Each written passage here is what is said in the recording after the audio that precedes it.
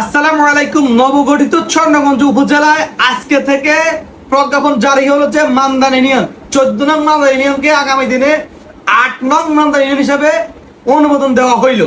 তো আপনাদেরকে আমি দেখাচ্ছি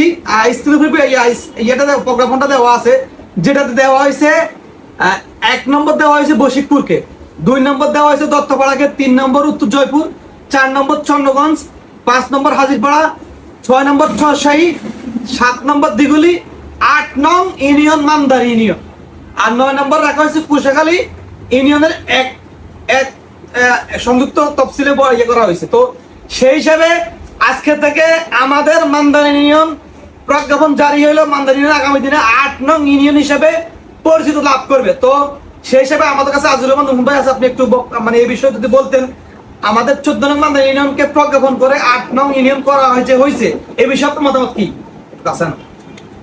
মতামত আসলে আর কি হবে, যেহেতু সরকার গেজেট পাস করছে 8 নম্বর হিসেবে, আগে 14 নম্বর ছিল, এখন ওটা সাবেক হয়ে গেছে 8 নম্বর হিসেবে। আমরা সেটার জন্য সাধুবাদ এবং স্বাগতম জানাই।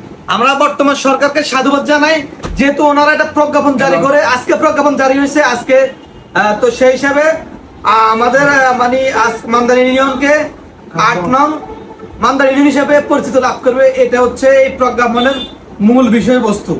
সকলকে ধন্যবাদ। আসসালামু আলাইকুম।